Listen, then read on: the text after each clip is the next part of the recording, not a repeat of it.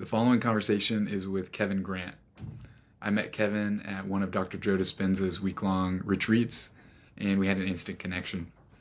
It turns out that he's dealt with severe autoimmune symptoms in the past, like me, and through that wound up on a journey into the science behind mind-body, and ultimately a spiritual journey. This is the same path that I've fallen into, so I'm excited to share this conversation and maybe open people's minds to some ways that others are finding healing outside of traditional medicine and diet. Kevin is also the author of a book called What Did Jesus Say About Hell? It's a non-religious look at the facts and the love that shows you how to soar in your spiritual journey. As someone who's coming back to faith through this weird autoimmune issue that I've been struggling with almost my whole life, I thought it was a really refreshing look at God's character without the lens of fear. And I'm finding fear to be a major component and factor to my symptoms. So this is very fitting. Hope you enjoy. All right. Kevin, thank you for chatting with me. I've been really excited to do this for a few days now since we've been talking. Yeah, me too. I met you at the week-long Dr. Joe retreat in Dallas, and that was the end of August this year, so 2024. And that was like one of the most life-changing things I've done, and you were a big part of that because it was also kind of scary at different times for me. And I met you in the ballroom sitting by you in one meditation, and it just felt safer. And then when I got to know you and talk with you, it was just I was just learning from the second that we started speaking and have continued to do so. So that's kind of our backstory, and then I'll let you get into. I want you to tell your story, but one of the reasons I wanted to chat with you and record this is because you also had a bunch of autoimmune issues, and that's been a major part of my life that I've been struggling through. So could you just tell me about your journey with, autoimmune stuff and how it's led you to where you're at now? Sure. And obviously, that was a great event for me, too. And by the way, you're the only person, I've been to the 7-day and the advanced follow up. You're the only person who I ever got a message for in a meditation. I don't know if you remember that. Yeah, I Do you do. remember when I came out of the meditation and I told you what's the opposite of an immune disorder? Mm-hmm. Immune order, Order. like the patterns. Yes. Anyway, Yes. um, it's really interesting. I've always been on the trail of knowing, for me, the autoimmune really tied into the mind and psychology and emotion. Um, so I used to be a businessman, had a lobster exporting company. I don't know if I ever told you that before I gave it up for writing. And I went through a serious traumatic ordeal where I was a workaholic working 120-hour work weeks and almost commuting to China because I was doing a lot of business in China. And so aside from this big lobster company I had here, buying up and down the coast of California, buying from Maine, huge amounts of money involved. And then I went to open a restaurant in Disney Shanghai. And so I had all like mega stress. So in 1 year, I had bought out another company in California, and the manager and his wife embezzled $400,000 and fled to Portugal. Then, because of El Nino and global warming, the coastal waters of California got warmer, and lobsters were just dying, like hundreds of thousands of dollars in losses in my tanks. And then, so with all my eggs in one basket with this Disney deal I was working on, my own lawyer basically tried to screw me and write himself in as an equity partner. The whole thing collapsed. He went and tarnished my name to Disney. And I'll never forget, like, lying in my hotel room in China after this happened. It was like my whole world just came crashing down. And when I got home, coincidentally, I started experiencing this major chronic fatigue syndrome. As in, for 5 days, I would just be on my couch, and if I would get up to the kitchen to get a glass of water, I'd have to take a nap. That's how bad it was. And that went on for a while. That's how it started. And then it just kept morphing into other things. I would have radical issues with temperature, being able to regulate temperature. If I had a t-shirt on, I'd be freezing. If I put on a thin layer, I'd be sweating. Just no immune system, like any sickness, I was getting very, very sick. I just had a whole bevy of crazy symptoms. Like I had one called cranial, where it felt like, imagine having a cavity in every tooth at once, like a bad cavity, just riveting up my face in pain. I probably can't even remember like all the different manifestations. Plus ear problems, crazy tinnitus. Tinnitus that would be so loud for so long, I would fantasize about putting a bullet in my head. Not for real, just, like to silence it. Maybe that would feel good.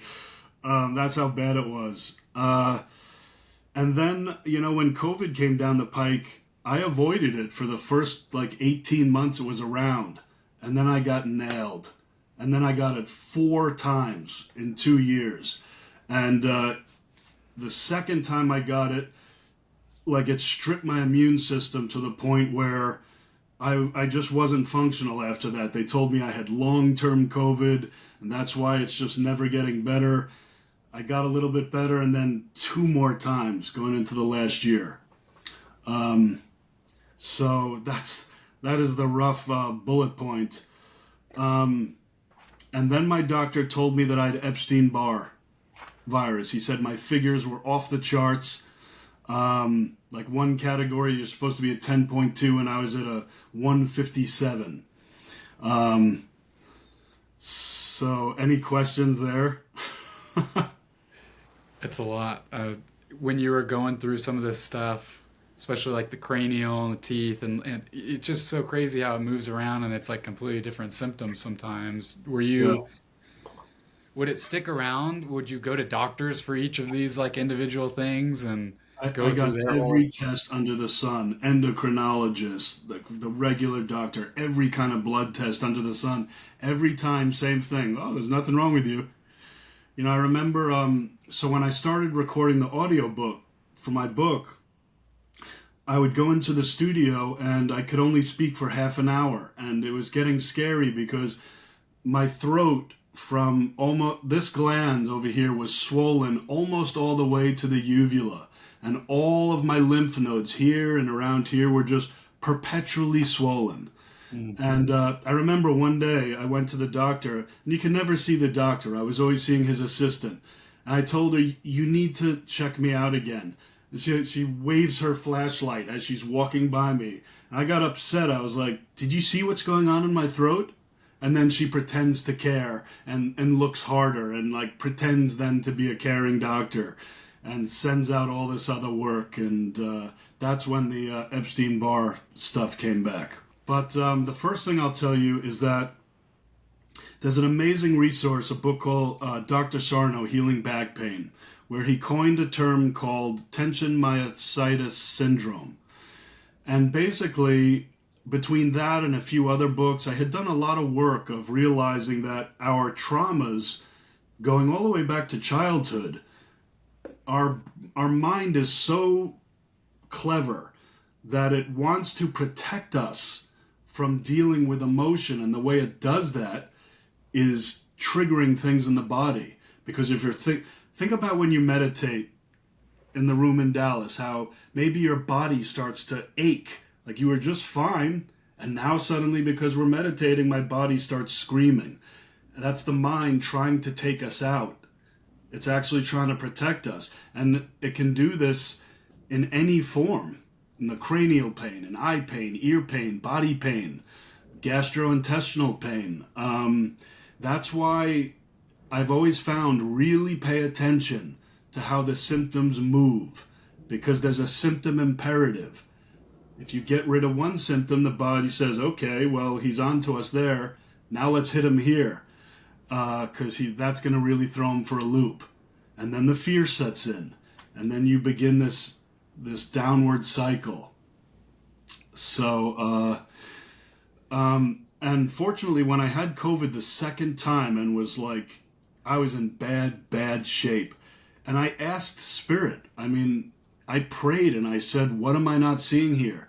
Because I've been a seeker all my life, and had all of these amazing experiences and insights and guidance. So how could I physically be so bad? And a lot of answers came when I did that. I was actually very much led to a guy named Anthony William. I don't know if you've heard of him, medical medium. He is a trip. Too much to tell about him. You might call him the best matter-to-matter guy. But the thing is, he gets his information from Spirit.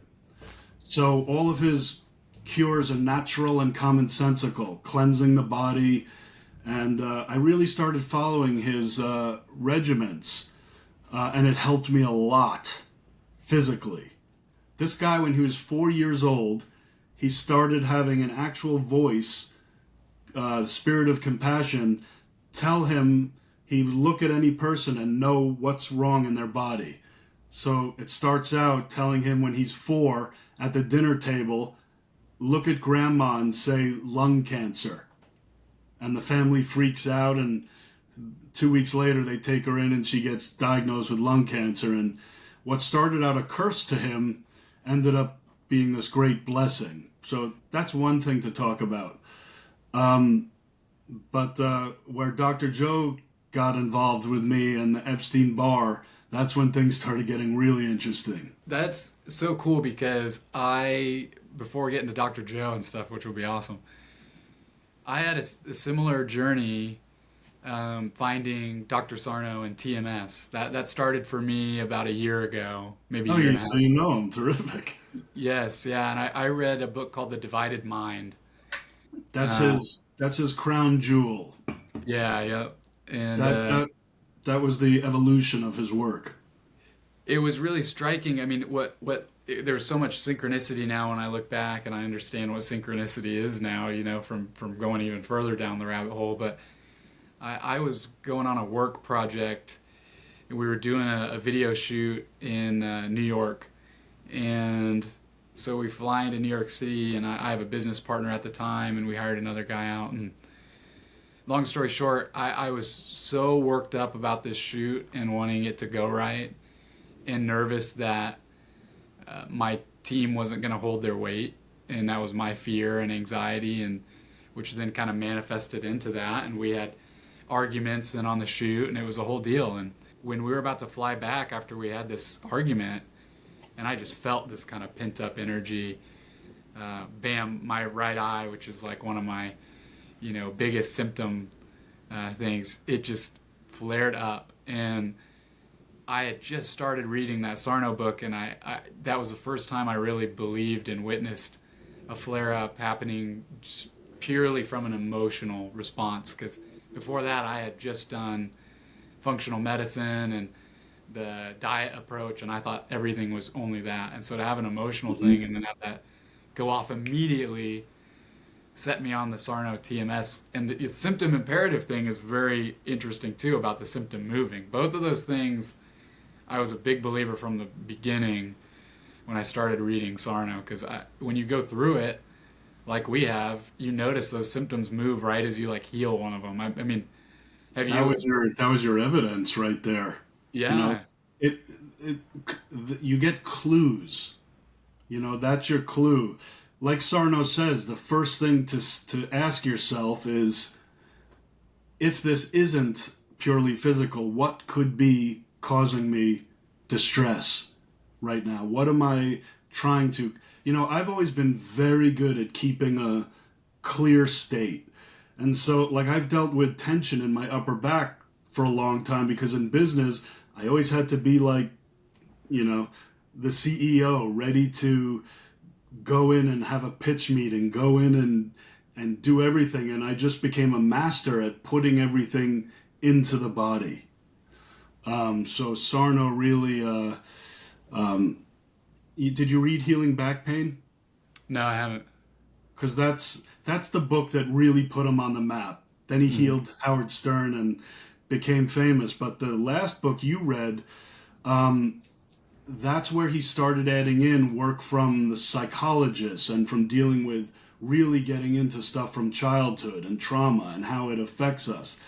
So years later, when I'm even dealing with COVID and all of this immune stuff, I was able to, like Sherlock Holmes, trace this all back and say, this can't be an accident that this all started in 2015 when I had the Mike Tyson 1, 2, 3, you're done. That was the first time in my life in 19 years in business that I was truly fucked. Like there was this was the first time I ever faced a no-win scenario. And it was very, very traumatic because I had been working my ass off for 19 years. And here I was, like, nothing to show for it at the end of all of that. It was brutal in every way, shape, and form. But I will tell you, and I'm not just saying this, I ended up being so grateful for that whole thing because that's when I knew that, this is not my calling. That's when the writing just was like, I felt like God was saying to me, so you've now created 2 empires. He goes, you could create another one, but I'm just going to swat it over again. So what do you want to do this time? And that's kind of when my whole life started big time shifting. So it was all a blessing in the end. All the pain, everything that went on. So it's so cool to hear you say that because I'm just coming out of a really, really bad flare. After what I had was what I had was a really good stretch, and we can kind of get into the Dr. Joe stuff. It's interesting that I don't think it's a coincidence that it started right after that, but not at all. There is something spiritual about it, and it's interesting to hear your story with you viewing it as a signal to your career because I get those thoughts sometimes too, and I'm not sure what to make of it. Part of me is like, how do you decide? How do you decipher between this message where it feels like it's wanting you to make a change in career, but you have to decide, is that just because I'm afraid, or is that because this is actually, spirit trying to guide me? Does that make sense? How do you differ the voice? Because sometimes I think I'm confused. Like I would never say, it was almost like that's what spirit said after I came to that conclusion. It was that what I knew for sure is that physically all of this, there was such intense trauma and stress in business, and I thought this is not healthy. That was, and then I only just started realizing that I had this whole other life of writing that for me was just kind of a hobby. I thought everybody wrote. I realized even when I was flying to China, I had been writing the whole time on the planes. And so it was this culmination of like everything coming together. So the pain, yes, that was a huge factor. But it was more like the day I decided, what I did was, Tony Robbins has this great exercise he does called Dickens pattern. And long story short, you look at yourself in a rocking chair at age 85 and say, so how are things? Are you happy with the choices you made? Are you happy with the life you lived? And I just realized that my writing is my passion, and if I don't pursue this, and I'm going to go completely crazy. And the instant I made that decision, I'm doing this, I was showered in synchronicities, powerful synchronicities that said like, okay, now you're going in the right direction. So it's hard to even know like where the guidance and where your own, really they should ideally merge. Mm-hmm. Yeah. That's so cool. When you were doing the TMS work and you were reading Sarno and just starting that journey, what was that process like for you? Because before then, I'm assuming you were maybe where everybody kind of starts, which is just the pure Western medicine approach, pharmaceutical approach. What was that transition like for you? Well, for me, it was pure. I picked up his book because I had the back pain and all the tension. And I found just from reading the book, once I was aware of what the mind was doing, that alone, a lot of times, mitigated episodes. But from there, I got into much deeper work, going back to childhood and how things affected me all the way up, and how even going into business was in part a reflection of childhood and suppressing. So, yes, originally it was just for the back pain, but I realized eventually when the immune stuff kicked in that it's all the same. It's just a more sophisticated way that my mind kind of needed to try to take me out again and again. But yeah, in the beginning, it was just really learning about the power of the mind. How powerful our mind is so incredible. Did you find most like did TMS kind of solve your issues? What was the next stage for you? It was more like an ongoing management where I had to keep on going back to that teaching and understanding. And the thing is, once your mind really learns, it's almost like it keeps trying to outsmart you. So once it really knows Dr. Sarno's work, then suddenly it's not as effective. That's what led me to get into much deeper work. And the divided mind, he gets into it a lot more deeper. There was another book that was immensely powerful in that regard, that really started realizing things only in my late 40s and early 50s. So there were some things I hadn't even remembered from childhood. That when you're a child, you think this is normal, this is how life is. Only when you're older and you can safely look at it, some of the stuff you realize, oh, that was not okay. Like my father was very physically abusive. And, so there were a couple of things about that came to mind. And it was like overturning stones. And I witnessed my body kind of release energy.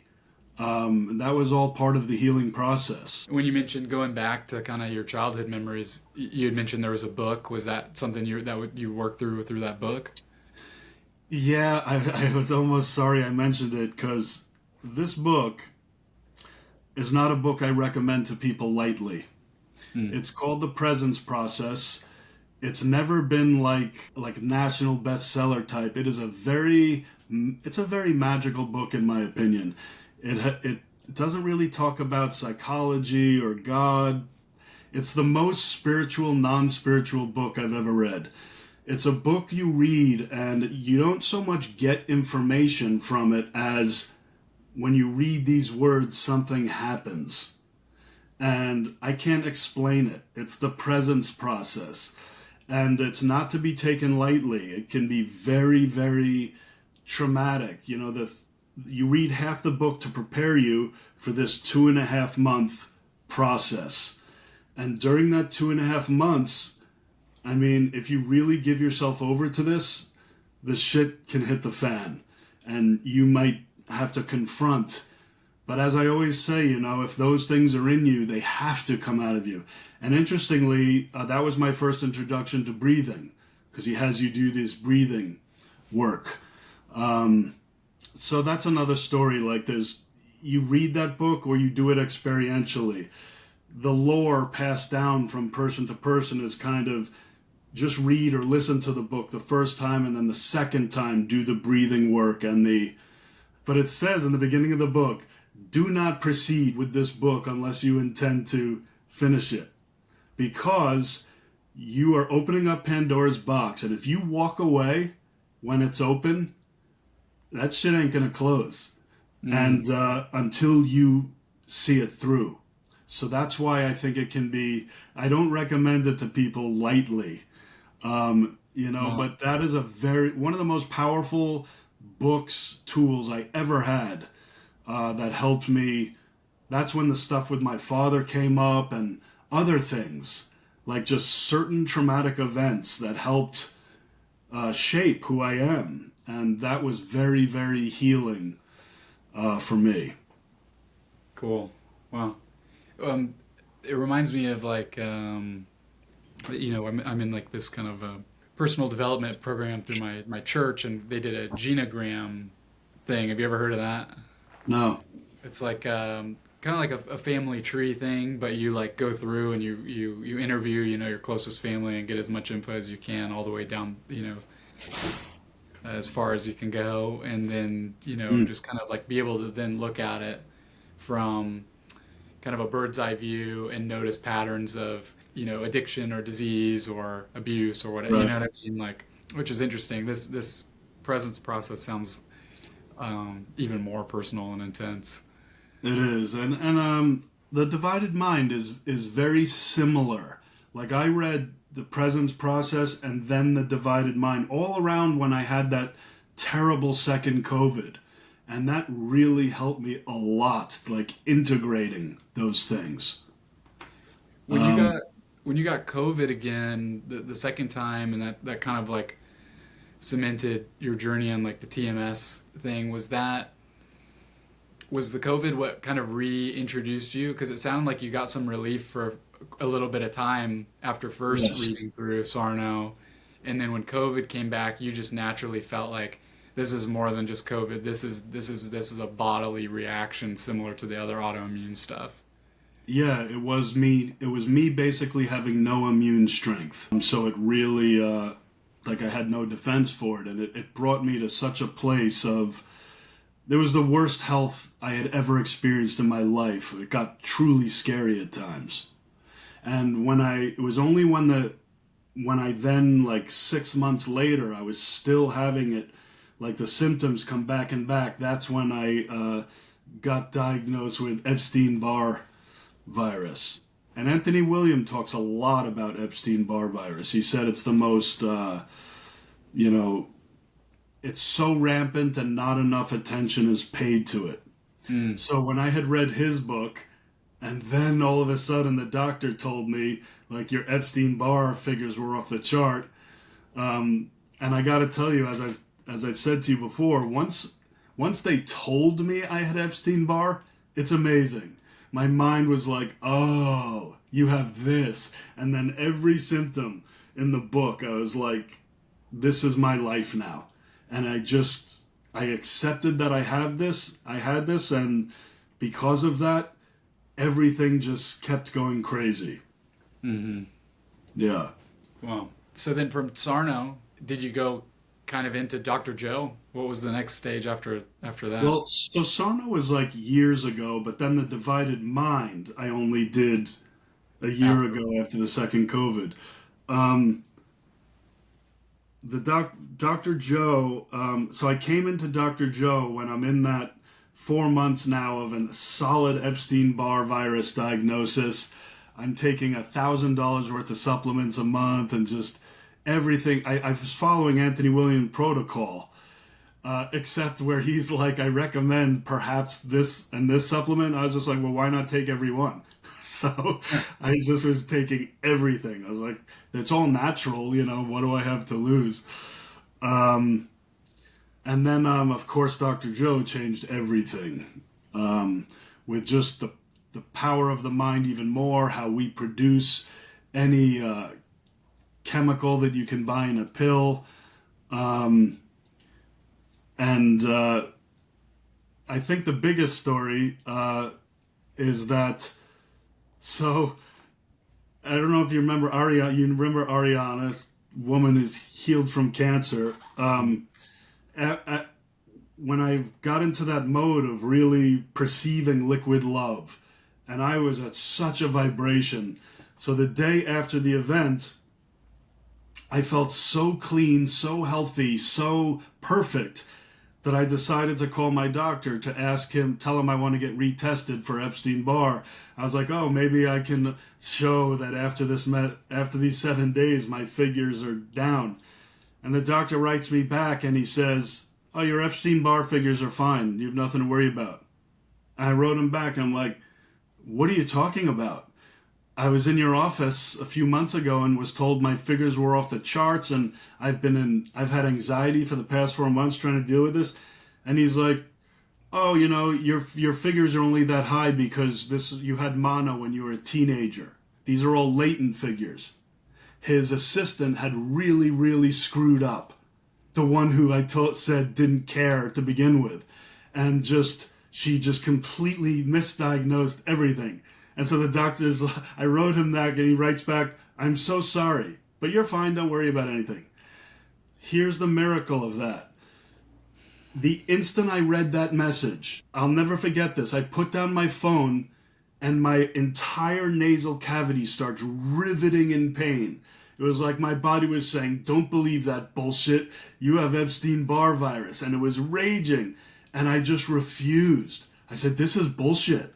Like, there's no way this is a coincidence that right now it just starts raging." And I said to my mind, I'm not accepting this. This is not real. Within 30 seconds, I shit you not, within 30 seconds, it subsided. Came back, then it subsided. Within like the hour, it was totally gone. Totally gone. And the next day, all of a sudden, I hadn't felt that cranial pain with the teeth for like 6 months. Now my face starts riveting in pain, and I'm like, "This is bullshit. I'm not buying it. I'm not buying it. You try your worst, mind, but I'm not buying it." And so then my mind said to me, "Oh yeah, let's see how you feel in 30 minutes when it's not gone away." I said, "I'm not buying this." Between 30 and 60, it lasted for 30 minutes or so. At 30 to 60 minutes, it subsided, completely gone, and hasn't returned. It's now 3 months. Like, that's what I went through mentally. And how much is that evidence of the mind and emotions, and how powerful we can make symptoms return just out of fear. Wow. So Wow. that was incredible. Wow. That is just, I've definitely had experiences like that where it's just so proven. What I'm struggling with right now is I've had some flare-ups that were just so extreme, it just knocked me out.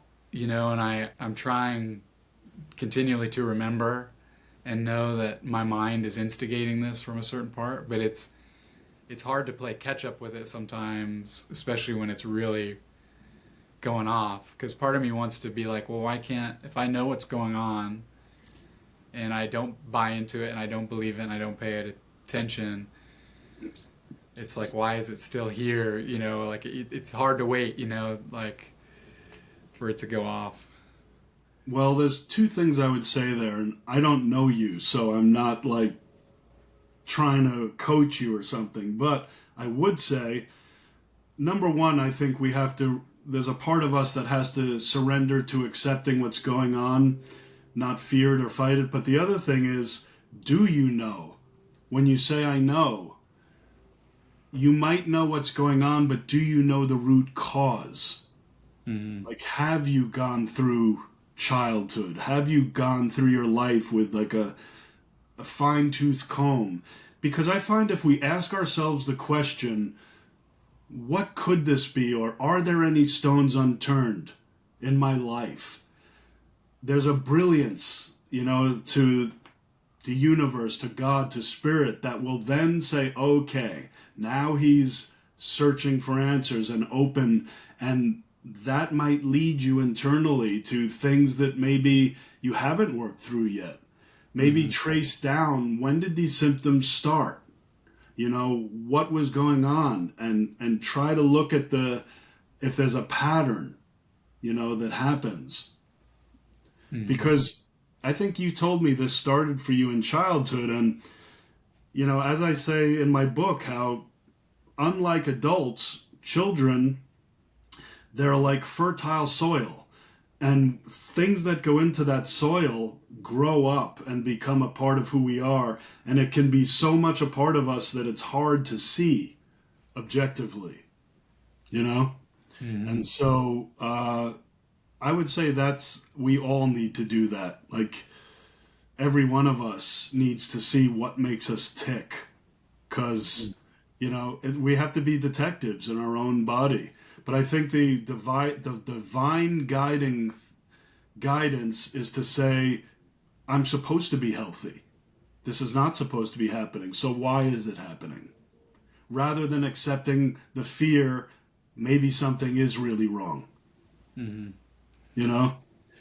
Yeah, it's taken me a while, but just a couple years ago, I think I really started to start making the mindset shift around even diagnosis and disease names, of it being like, okay, I don't think that Nathan Manel, have ankylosing spondylitis. I don't think that it's with me and just attached to me. I think this is a name we've given to a group of symptoms that a lot of other people tend to share. Enough of it to give it a name, you know what I mean? And it's like I Yes. just happen to be experiencing this certain sequence of symptoms, that my mind is generating, Yeah. through something subconscious. And I think I do need to just do more work down there. I've come up with some things that I believe to be true, and I guess it's just not deep enough to let it fully go yet because I'm still experiencing. And you Uh, know what? Ask for help. yeah. I really do believe that guidance is there if we ask for it. And when And you're I'll when put you're at on a little side note of that book, The Presence Process. yeah. The author would probably be very, very annoyed at me saying this, but in my opinion, it's almost like there was a special designated team of spiritual beings, angels, whatever you want to call them, that were like, because there were times when it would get so intense that I would actually look up and say, I need a break. And it was like, whew, somebody hit a switch. So I really do believe that when we want answers and we humble ourselves and ask for help, that help is there. Whatever word you want to use, spirit, guidance. And it's another big clue with Dr. Joe that I found. Did you ever notice that when he's saying all the things that the meditation and this coherence, he's like cancer, ALS, Parkinson's, just this litany. And in the end, it's almost like they're just different names and flavors of what we decide is real. You know, Mhm. the fear of cancer. Did you ever read Dying to Be Me by Anita Morangi? No. Another mega, mega powerful book. It's one of the best near death experiences ever documented. And her story got so documented because she was riddled in tumors, head to toe, with lemon sized tumors. She was dead, basically. She came back. Long story short, she found out that she created the cancer through her own fear and lifelong fear. And that's how powerful fear can be. And what is fear? Separation. The idea of separation. Which then goes into ego. Yes. Yeah. Yeah. Before I forget, I just really loved your analogy, when you're talking about kids and how everything, is getting to their subconscious, like they are prime soil for anything that gets planted in there. That is a really profound kind of trippy analogy to talk about kids as seeds, and like when they grow up, and whatever kind of seeds were thrown in that soil is all going to grow up together, good and bad. And then Yeah, it's that, almost like the responsibility of the child when they get old enough to prune itself. yeah, Uh, and that I think, obviously it's not like you can blame parents or religious institutions because they think they're doing good, but when you're telling a little child in that state, you need to believe X or you're going to burn in hell, but if you believe X, you're going to go here to heaven, inadvertently, that spiritual ego is created. The child is separate from God. I'm terrified because if I don't believe, I'm going to go to this terrible place. If I do believe, I'll go to this great place. And this construct is set for all of life that grows up with the person, such that then, if you try to give them the information, oh, the Bible, this is an incorrect translation of what hell even is. People are, the rebellion is so severe, and it's not to the information and the truth, it's the ego trying to hold on and say, no, this is the way it is. If I even read your book, I'm going to go to hell, you know? So, yeah, I think it's, that is, religious trauma is a real thing. And we don't even, like, it's not even in our vocabulary yet, you know? Like people who were raised in the fear of hell, and even though they know better, there's still that 10% of them that's like terrified, you know? Yeah. Wow. I mean, it's just like, yeah, that's a lot. I mean, and not even religious stuff, just even general personality traits, abuse can start, Yeah. kid experiences, and then that part grows with them just as fast as the good stuff does, and it's just trippy to Yeah. think about the self pruning. I mean, the pruning thing makes me think of Dispenza as well. With this, pruning those neural connections and creating new ones. I mean, Yes. it's Yeah. wow. So speaking of Joe and that stuff, you had Epstein-Barr, you had read Divided Mind, and then did you just see Joe? How did you first see him? What was your first take on everything? Well, I knew I wanted to go to the advanced retreat, so that's when I did the progressive course, and that's when I really got into the meditations and quickly upped it to 3 times a day, and the results were just so tangible that I just was completely hooked, you know? What So, about the first time? Like, what was your first, before you even knew you were going to go to the retreat and all that? What was the first time you saw him? so I go back, so I first saw Dr. Joe in a movie theater with What the Bleep Do We Know Anyway? I forget the year it came out, like maybe 92, something like that. I don't know if you ever saw that movie, but when that movie came out, it was the cutting edge of like spirituality and where we are.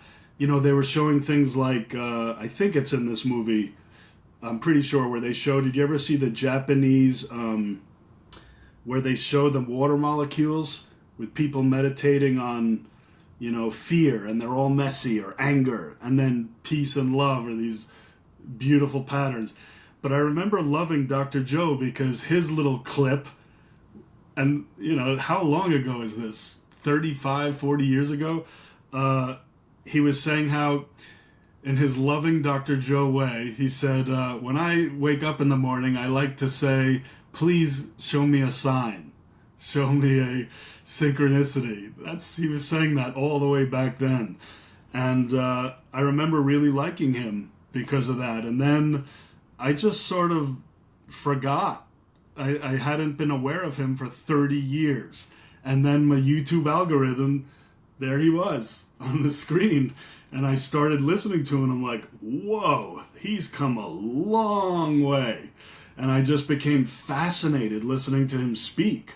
And that's how I was like YouTube obsessed with everything he was saying. And that's what led me to go on his website, and I was like, they do retreats? And I couldn't believe it. And I was like, I think I need to experience this. So cool. Okay, so then on What the Bleep, you mentioned the synchronicities standing out to you and stuff. When you saw him again on YouTube, as you just started kind of diving back into him, what struck you? What was impressive to you? You said you saw him and you're like, wow, he's come a long way. Was there something he was talking about in that clip that resonated with you? Yes.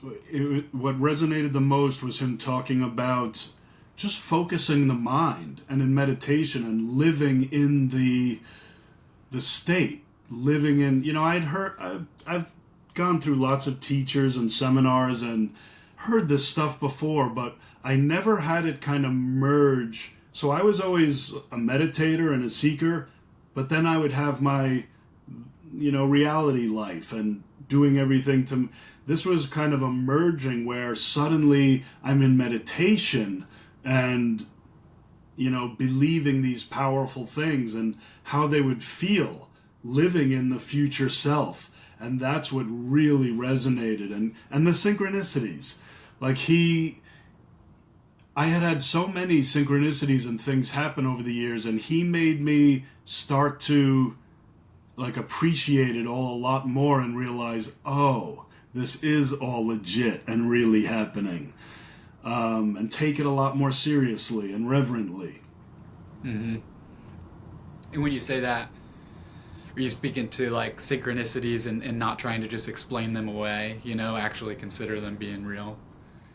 Yes, yeah, Yeah. like I've always broken synchronicities into two categories I call winks and whams. A Hmm. wink is just sort of God letting you know there's something more there. Something that's just a pleasant, loving little wink. A wham is when I come to sort of a existential realization or a big spiritual lesson, and then I open a book the next day and it's like, boom. That I call a wham. It's like a synchronicity with deep meaning and like guideposts on the road. Like you read in my book, there's a chapter on the Gospel of John. So I write this chapter, Nathan, and like in those days, I was like, who do you think you are? Like, where is this coming from? And it was scary. And then I write this really powerful couple of paragraphs in John. The very next day, I walk over to my bookshelf and a book just called out to me. It had been on my shelf for a year. And it was Paramahansa Yogananda, The Yoga of Jesus.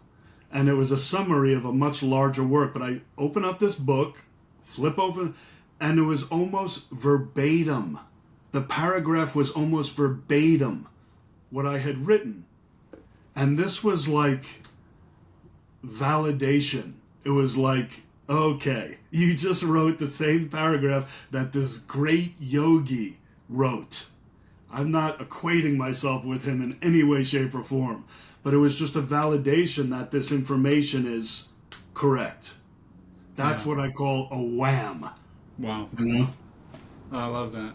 Okay, so you started Dr. Joe, and then you did the progressive. What was your journey into starting the meditations? That's one thing I think is interesting that I'm sure will kind of like be adjusted as Dr. Joe just reaches more and more people. But I feel like there's a little bit of a confusing thing on where to start in the meditation. So even though I read all the books, I went on his site, and then my first meditations I tried were the morning and evening Oh, ones. And then from there I was hooked, and then did the progressive and advanced and experienced some of the other ones. What was that was my your path. you did the When I same did the thing? progression, the progressive and the intensive, he does such a introduction, which was everything. Like those first meditations were like, what, 20, 30 minutes, and they kind of increased to 40. The thing I love, so I've always been a meditator, and I was always kind of poo-pooed guided meditation because I thought that's not real meditation. But then when I found Dr. Joe, I was like, this is something else. And I find that I almost call it forced meditation in the sense that you just have to show up. And if you're listening to that meditation and you're going to get there. So it's like, I find it very, very helpful.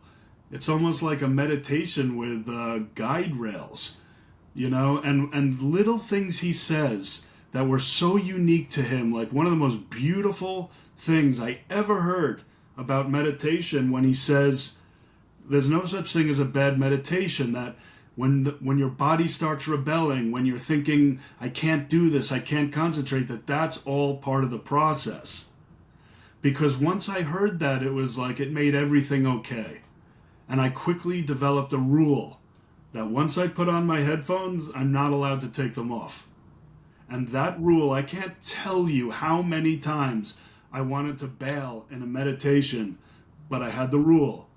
And those ended up always being the most powerful meditations.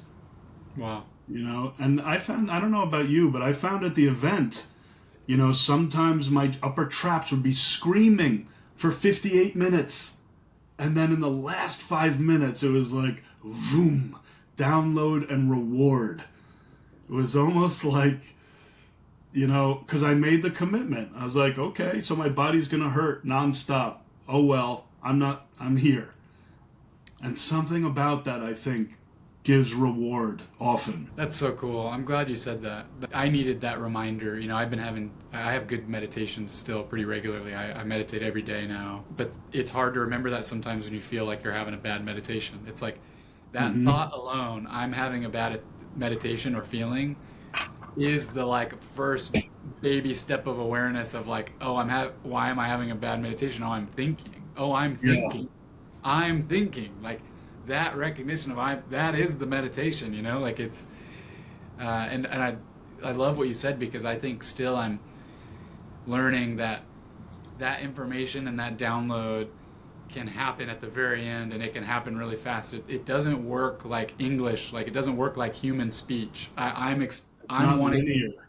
yeah, I'm wanting a conversation, and then I'll start getting to the end of my meditation sometime and being like, I'm not in communication. I'm not feeling it. I'm not feeling connected. My Right. head's somewhere else, whatever. And I get upset with myself. But if I keep coming back, like you said, there are some times where it's just like, bam, you know, Yeah. it clicks and you're like, wow, that was worth it. And you know what else he says that's absolutely amazing? And it took me hearing this like 100 times before I really understood it in my bones. What he says about it's always the unknown. So it's like there are days, Nathan, where I've meditated like marathon days where like for 4 hours I meditate. I was just so deeply in tune. And the next day I go to sit down. It's like the universe doesn't care. Today's a new day. And my eyes are closed and suddenly I can't feel the space. I can't let myself drift and I'm like, why is this happening? Why can't I let go? Why? And I'll have to realize here you are today. Yesterday was yesterday. Now you're here. You can't look for yesterday. Today is today. And have to do the whole process anew. So it's like I find like you don't get better at meditation. You get more experienced. Like it never gets easier. You just kind of get more experienced. And so, again, I'll have to, it'll take me maybe 20, 30 minutes to get to where I can feel space. But, then eventually I return and I'm like, oh, I got back. Yay. Hmm. Oh, well, you're so driven too because as I got to know you, you were doing a lot of meditations more, I feel like compared to a lot of people even at the event even. And then, I love that you had made even your own kind of custom meditations, taking certain parts and stitching them together and making longer ones or Yeah. changing the formatting. I think that's so cool. Yeah. Did you, when you got going, it just seems like such a personality trait of you, knowing your history with business and all this, to go full force. Even with the supplements, you're like, I'm just going to Yes. take all of them. And the Yeah. meditation, it's kind of like, I'll just do, all of them. I'll do the 3 hour one. Yeah. I, there is like a commonality, I feel like, when I talk to people with really severe autoimmune, physical, chronic stuff that pops up, that it seems like we're all pretty kind of almost type A driven, jump in the deep end type people. I Dr. mean, Sarno says that too. The interesting. perfectionists are always the Yeah. number one TMS people. Isn't that, what do you think about that? I mean, I think isn't it that, just makes perfect sense. Do you know, I'm a piano player also, and there are times where I sit down to practice a piece and my upper back just starts screaming.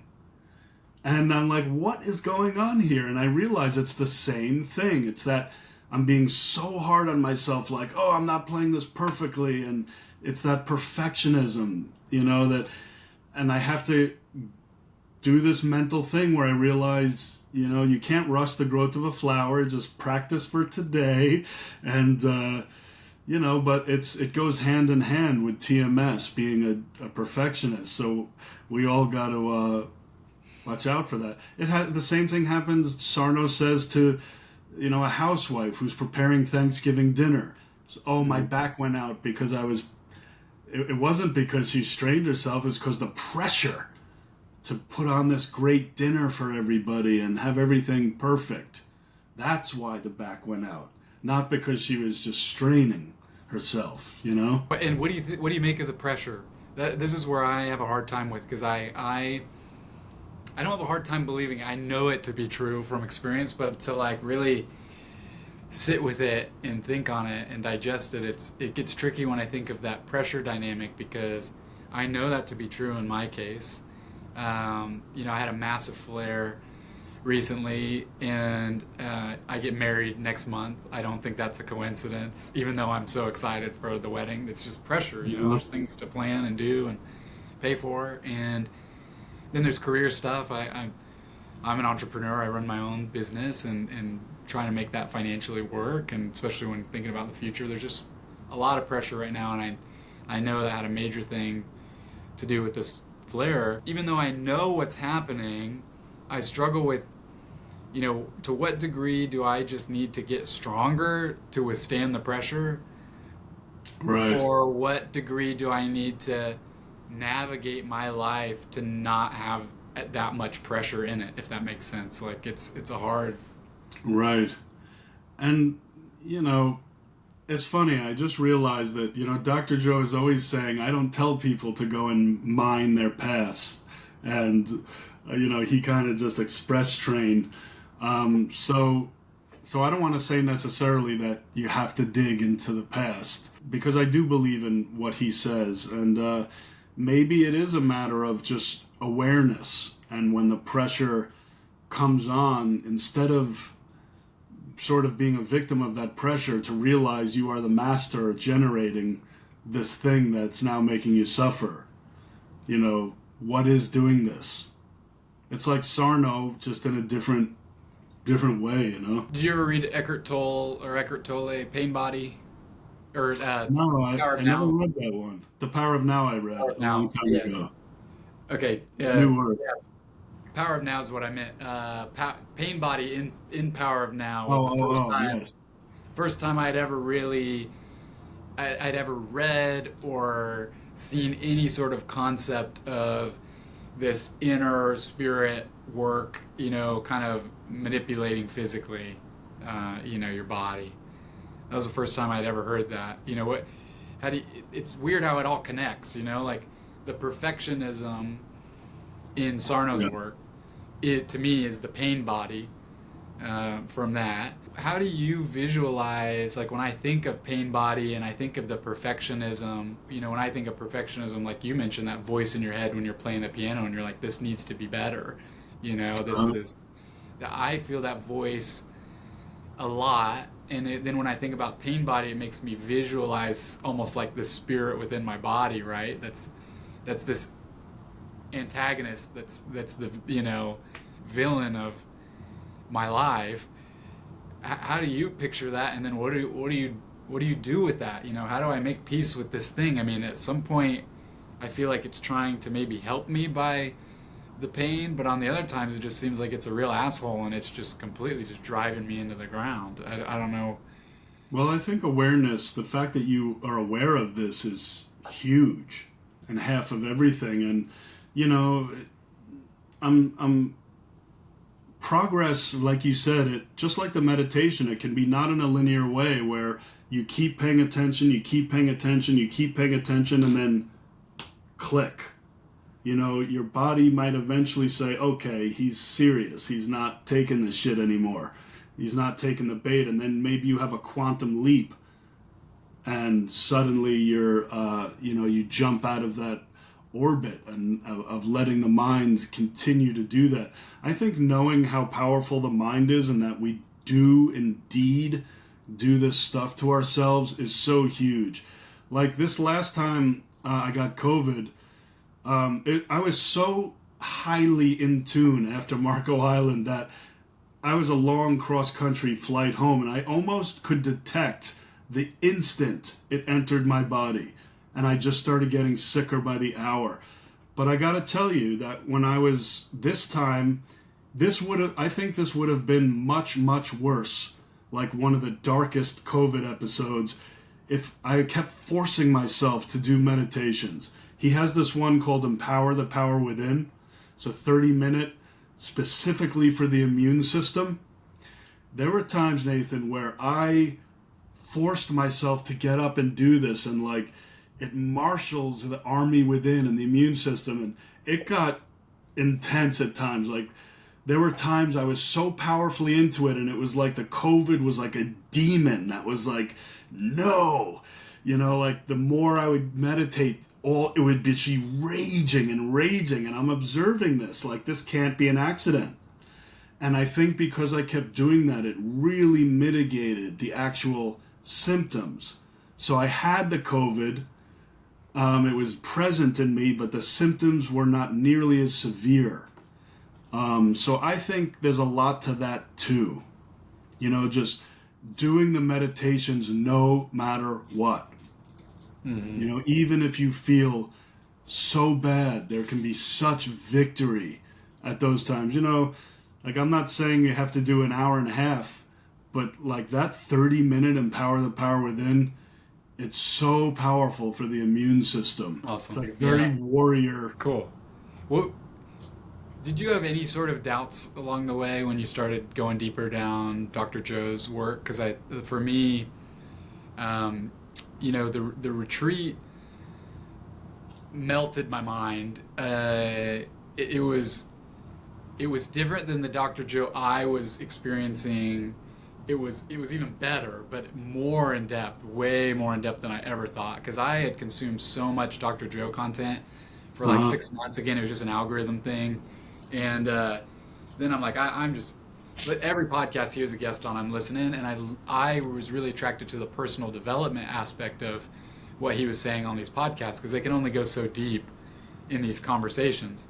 Now, there'd be a little bit of manifesting and stuff. Even the manifesting side, to be honest, was a little woo-woo for me. I'm approaching this, I was just trying to get better and be healthy and be out of pain and be an entrepreneur. And those were my only aims, personal development and healing. So that even the manifesting was a little bit of a side thing. And I thought, oh, okay, that makes sense, though, from a personal development standpoint. You become a better person. You can do things more efficiently. You can then go achieve and do different things. But then I go to his event, and also, real quick side note, just because it's funny, I convinced my fiance to go, who hadn't been consuming all this Dr. Joe stuff, and I told her, hey, the resort has a water park in it.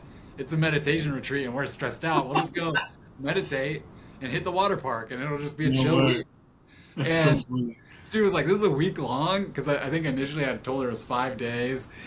And then she was down with it, and she didn't even know. I mean, she had listened to a podcast that he had been on, but she had not done any of the meditations. She did well then, like a fish to water.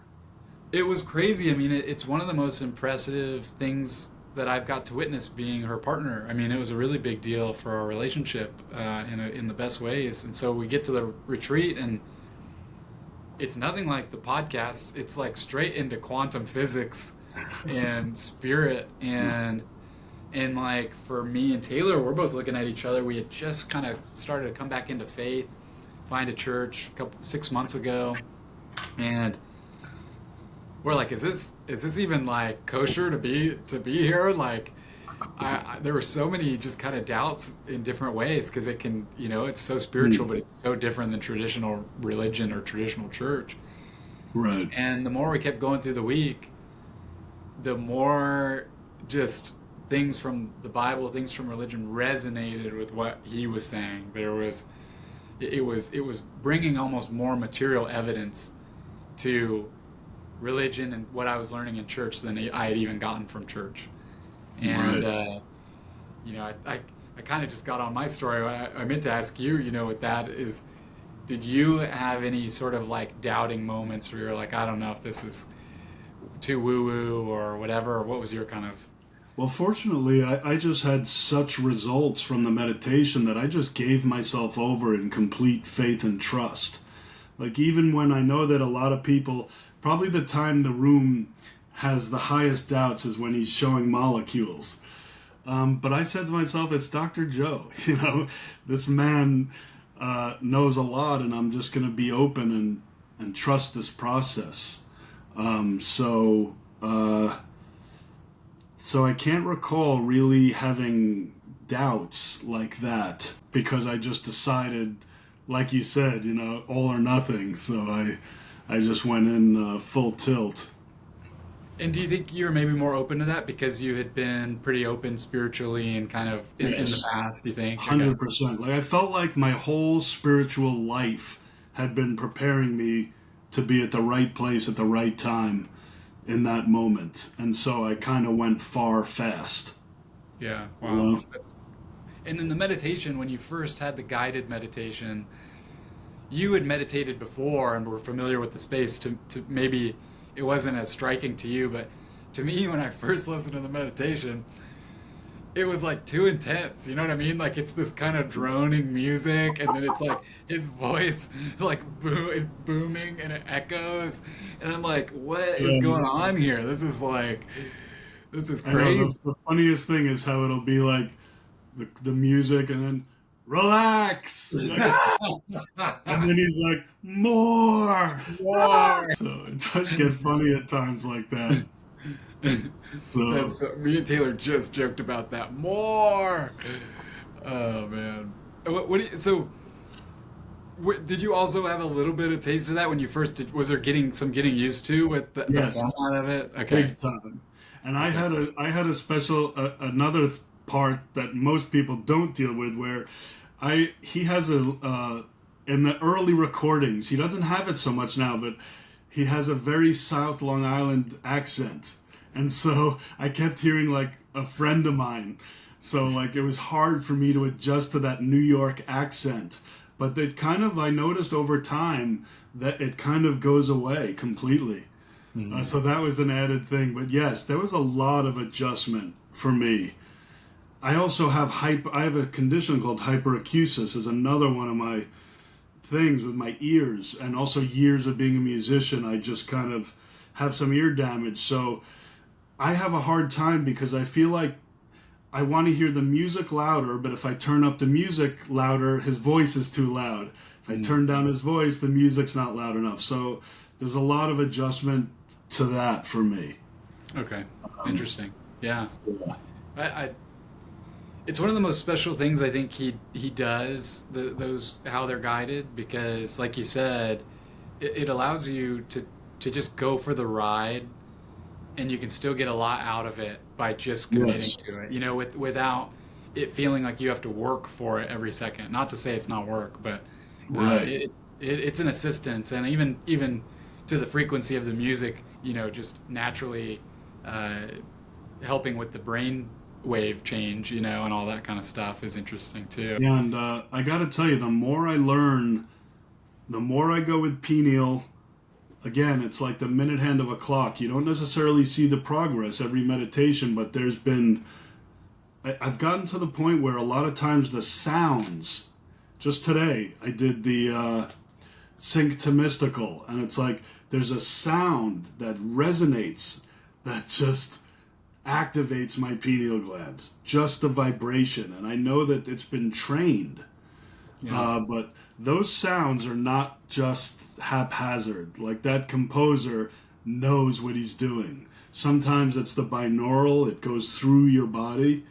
I find the vibration all the way through my feet to the floor. Cool. I love that. Yeah, I mean it's this is where I'd love to get your opinion on this too. I think there's this jump people have to make if they're going into it with like ultra logic guard up thing, which is kind of how I think I just naturally approached it. Although I love it, I'm such a believer now. But when you're coming in with that kind of skepticism, it's a little bit triggering to be aware of the tools being used, since it's like, Dr. Joe's format's basically like, hey, here's tools we can use from hypnotism and meditation and kind of combine to help give this result. And that's part of Hmm. like why the guided's so good, is that it's helping kind of through tools with hypnosis, and Dr. Joe has that like hypnosis background.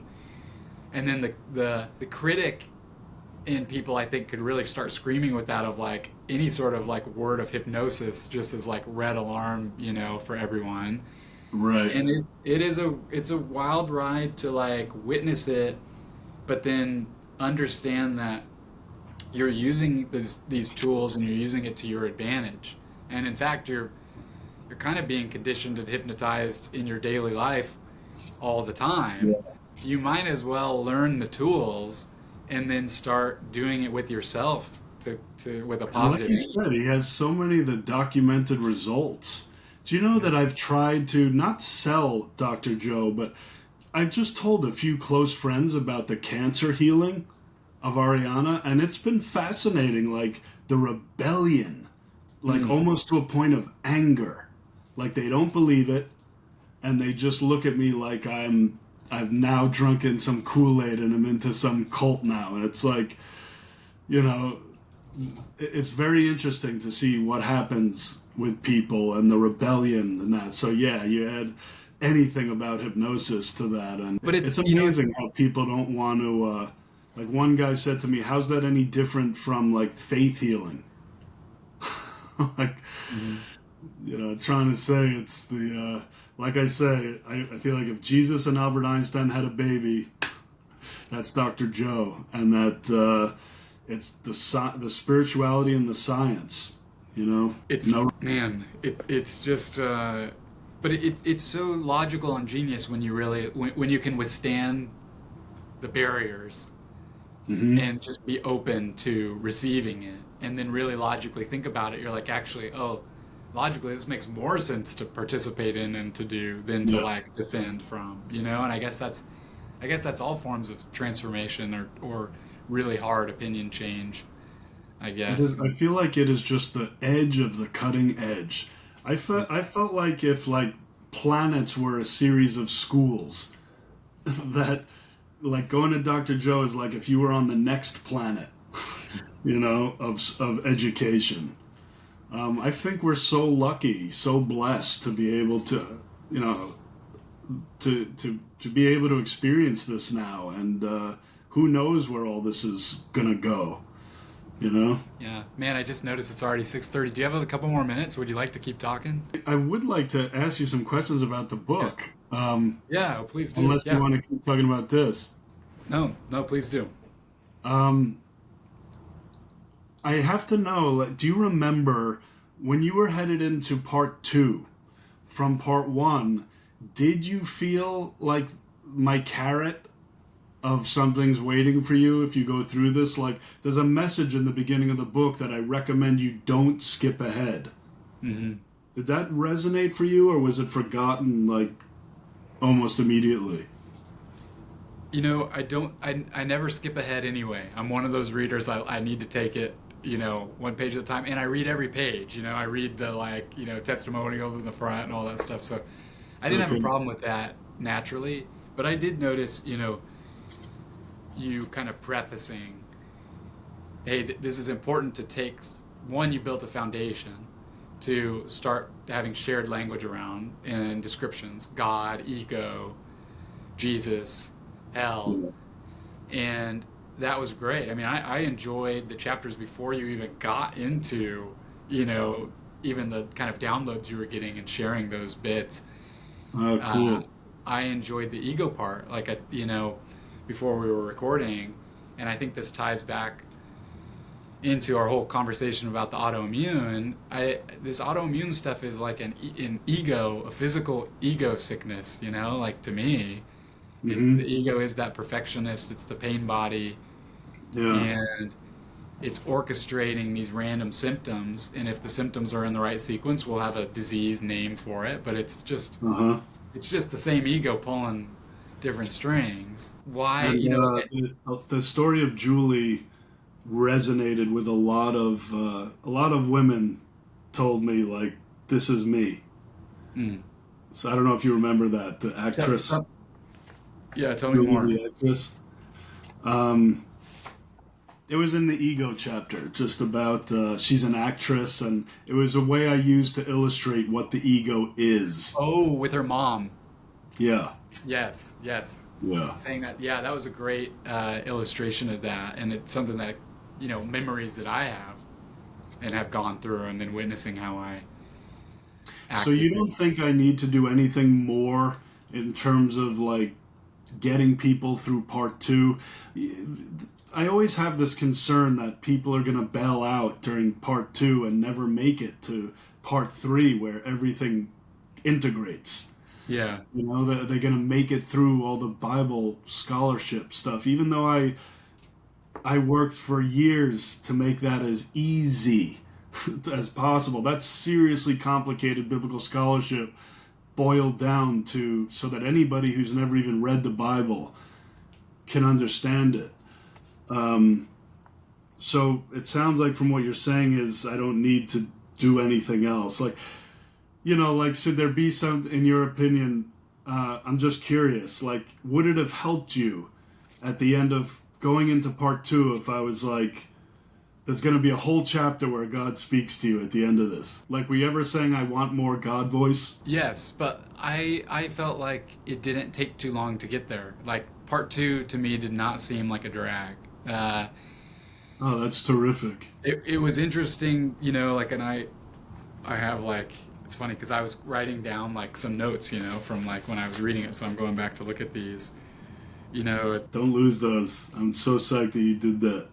Yeah. That makes me so glad to hear, Nathan, because when I read it, this is not a thing from my own ego, but it's like when I read it, I'm like, I love this, you know, because it's like really boils down Jesus's stuff. Like, you know, first I teach about hell, then it's love, seeking, and then the Gospel of John, which is so critical in understanding what Jesus was teaching about eternal life is now, you know? Yeah. And then you get into, I just always wonder, like, I feel like for the person like you who reads it, it is such a surprise and a reward. When you get to 15, it's like, whoa, you know, the whole chapter.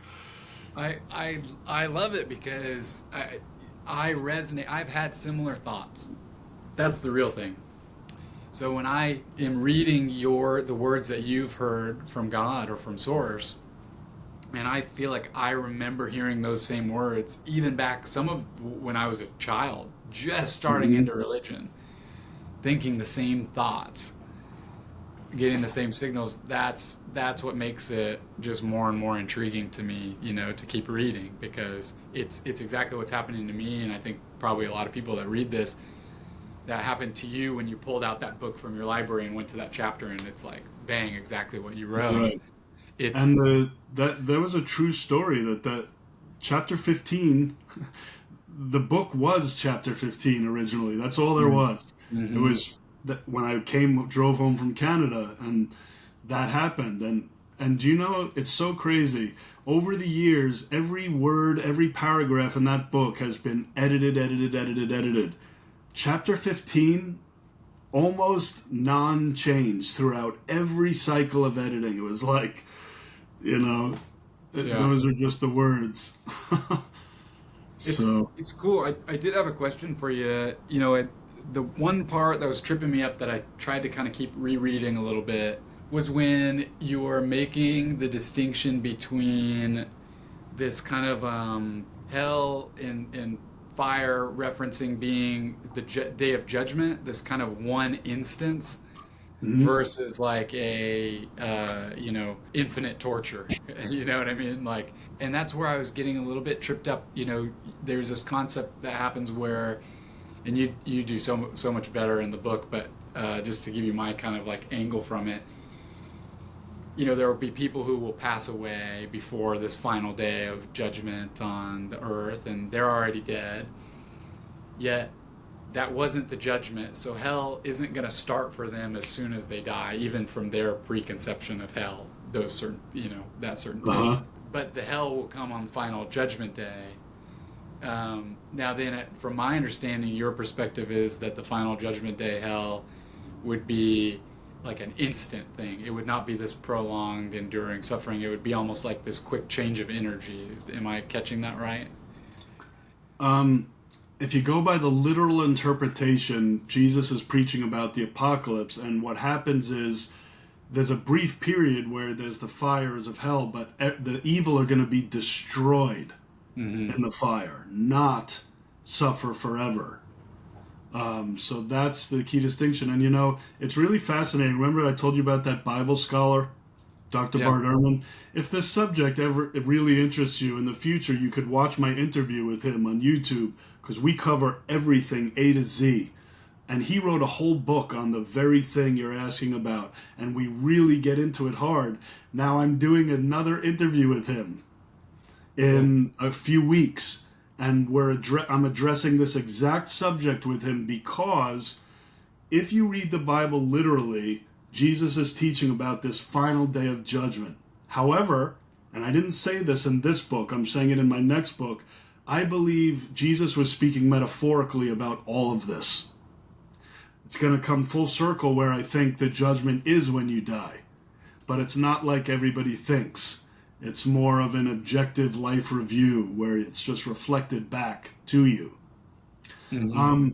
But the thing of it is that makes it so complicated is that Jesus was preaching this apocalyptic ministry in the first three Gospels, more so in Mark and Matthew. And there is no afterlife hell. It's all at the end of the world. It's right there in the book. That's what he's saying. But it's happening at the end of the world, and then they're going to be destroyed. I'm sure you remember where I finally, in the chapter on the Gospel of John, I say, what did Jesus say about hell? And I summarize the whole thing. But if you notice, I say a couple of times, this is all based on a literal interpretation of Scripture, which is how most Christians interpret Scripture. Mm-hmm. And if you use the literal definition, you can't believe in an afterlife hell because Jesus is talking about the end of the world. And they're not going to suffer in the fire for all eternity. They're going to be destroyed. He actually uses the word destroyed multiple times, but people they don't pay attention to that. And your perspective is destroyed, logically being way less something to be afraid of than eternal torture, for instance. Correct. Destruction is instant, and then you're annihilated. Could you take me a step past? What do you picture when you think of destruction? Is that spirit returning to source, the original pool, and well, so again, according to the literal understanding, it's just destroyed, like throwing the chaff into the fire. It just burns up, gone. I think that Jesus was speaking metaphorically, that the destruction is like how death is used. It's a spiritual understanding. So the suffering in the fire of hell, we do that on earth. And Paramahansa Yogananda has a great interpretation where he says that you can look at the fire of continuous everlasting hell as reincarnation. You don't learn your lessons, and now you're forced to come back. You don't learn the lessons, you build more karma, and it's in Buddhism, they call this samsara, the wheel. You just keep going around the wheel until you learn these lessons. So that's what I think. It's all spiritual, I think, Jesus' words. And unless we look at them spiritually, it goes right over our head. Mm-hmm. I like the stuff that you put in there too, giving context, especially because it's something to be, really analyzed of when someone is speaking metaphorically versus literally. And it sounds so simple, but it can be tricky to do. And if you take verses, even maybe in their paragraph context, but not in the context of other things being said, then it can completely change. So I really like what you did when, it's throwing the chaff in the fire and those kind of verbiages, they're in context to all these other metaphors and all these other stories.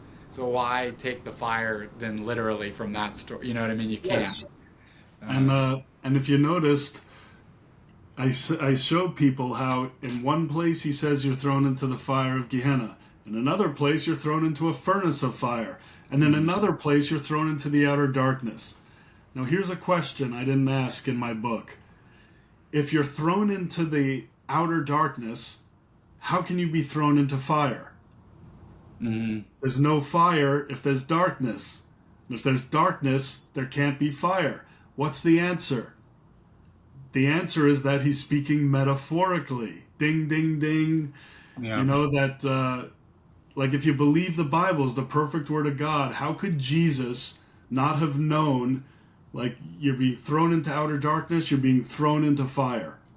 They're metaphors, but we somehow were supposedly the evolved ones who 2,000 years later take it all literally. Just like we take Adam and Eve literally. It's this beautiful allegorical story. It's like, I can just picture the writers of Genesis who are like, what? In 2024, they think we're speaking literally? Mm-hmm. So then how do you, I think the tough thing to do then, at least from my perspective, and I'm fairly new, even though I grew up religious, I'm coming back to it, as an adult with, my own thoughts on it. I was never super into it. There's this tricky thing with the literal metaphorical deal because, like there is literal evidence and proof of Jesus, actually existing on here. You know what I mean? Like that part of the story then gets literal and historical all of a sudden. And so then it's Yes. tough not to go backwards from there and not take that literally as well, because if a figure comes into the story now, into our dimension, that actually is a bridge and connected to source. So maybe these other stories all of a sudden could be literal, because if Jesus is real, like, Well, he was real, he was yeah. crucified, but we're talking about his messages. You Mm-hmm. know, believing the stories of miracles, that's one thing, but his messages that he spoke, that's where I think most of them are metaphorical, but the stories of miracles and healings, yeah, who knows, like I've over the years I've kind of come down to the conclusion of I believe it would be an insane God to make any of us have to believe that which can never be proven. I just don't think there's a point. So we can believe Jesus walked on water, but any person living on earth who turns to you and says Jesus walked on water, I know it for a fact. It's like, no, you don't. You believe it. Mm-hmm. And that doesn't take away from faith to believe, like even the resurrection, there have been biblical scholars who try to historically prove the resurrection. It's like you lost before the conversation started because it can't be done. Mm-hmm. Doesn't mean it didn't happen. It doesn't mean you can't have absolute faith that it happened. You just can't historically prove that it happened. And I think it would be an insane God to require us to say that we know for a fact. Mm-hmm. That's Yeah. our hang up. Ego. Mm-hmm. Interesting. Well, when you started talking about belief and that stuff, it made me think of Dispenza again, because it almost is like you could live in different realities through belief. Yeah. Chemically speaking, you know what I mean? Like really taking parts of the Bible literally and believing so much that that is true can be real for your dimension, like from a quantum level, like, you know what I mean? Like just how Yeah. we can go into our meditations and drum up real powerful, strong beliefs and feelings of something that hasn't manifested in real life yet, and then draw that to us. There's hmm something interesting about that in perception with the Bible stories and the different takes people have. And by the way, he said something in Marco Island that completely blew my mind. So you read where I wrote about sin as a spiritual definition, that it's Mm-hmm. what's the act that puts you in spiritual death, which is separation. And at Marco Island, Dr. Joe talked about sin as separation, just choosing to think separately. And it's like if we could pull all of this external judgment out of sin and look at it in a more loving way, like, oh, we made a choice to separate from oneness consciously, because I think we actually can never be separate. We are one, whether we like it or not. But consciously, we can get caught up in the illusion and get caught up in fear that we're separate. So it Well, sounds like you're on a road of dealing with that with your autoimmune. yeah, definitely. It is so strange. All of a sudden, the last few years, it's become a spiritual a spiritual thing, like I just thought that it was just a freaking disease and I was just eating the No, wrong foods. you're on the right track. When you realize that everything is spirit, we are spiritual beings. Wayne Dyer had that great quote. You know the quote No. that we're not physical beings having a spiritual experience. We're spiritual beings having a physical experience. Cool. I didn't know that he was the one who coined that. I love Wayne Dyer. I listen to his audiobooks sometimes. Yeah. Uh, yeah, I man. don't know if he coined it. I thought he did, but I'm not sure. But he's definitely where I learned it. Cool. Oh, Um, but yeah. I mean, I think that half the battle is won when you're saying to yourself, like, don't give in to the fear that this is some external medical condition that just is. Realize that it's like subject to the mind and psychology, and that you can work your way through it, and you are, and you will. And I think it's so important, Nathan, for you to be saying to yourself, this too shall pass. This is not permanent. Remember that day I wrote you after Dallas and I said, stop identifying yourself as I've had immune since I'm a child. Like, throw that shit out the window. That story. That's all it is a story. It's gotten so real that you think the story is fact, when it's just a story. And you're strengthening that story by every time you say that to yourself. That's the fear. To think that, oh, it's real. There's no way out. It's never going to end. hmm You know? Thanks for saying that. You're right. And that's a big part that I'm trying to deconstruct right now. Pruning those neural pathways that I've developed to identify. Yeah. And learning Dispenza's work too has been so interesting because I can have flashbacks to myself as a child in these doctor's offices and it being this really tense thing. I can feel the emotion from my mom. She's upset because her child's sick and she doesn't know what it is. And then the doctor comes in and gives you a name for this disease that you're gonna. And I remember even from early on, it's like, Right. this disease is for life. This you'll have to take these drugs. All this Yeah. stuff. And as a kid, and I don't think that I've really given enough credit to just how significant that was to hear. I'm kind of like, sometimes I look at my past and I think of the presence process and that kind of stuff sounds really interesting because I'm thinking, well, did I just go through something traumatic that I just don't know about yet and I just need to dig, and I kind of bypass the whole medical process being part of the trauma, like being part of the seeds planted in And your the head. soil. Yeah, telling a doctor of all people coming in and telling the child with the parent who's also believing it the second it comes out, you have XYZ and this will be. And for life. I mean, that's Yeah. bullshit. He was doing his thing as a doctor, but they're not the end all be all. They're the Yeah. matter to matter specialists. You So, know? I think the thing I'm running into now then is it's this double-edged sword where I'm working on dropping the identity. I understand how the seed got planted and now it's up to me to prune, and it's a lot trickier to prune it away than it is to plant the seed, so I got to Uh, do some work. At the same time, the symptoms I experience get extremely debilitating. My eye, like I will lose my vision and stuff like that, and um, it's tricky then to be in the process and ride the wave of I don't believe that I'm destined to have this. In fact, I think that my subconscious still believes it because it was planted there, and I really got to work to like eliminate that. And that's takes effort.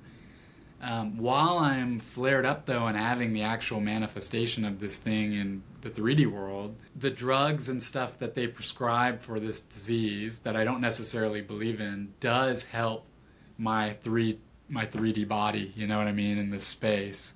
mhm. So there's this weird dynamic I'm having to wrestle with where I get in these zones where I don't want to take any medication because I believe that in a way that's believing in the illness to begin with.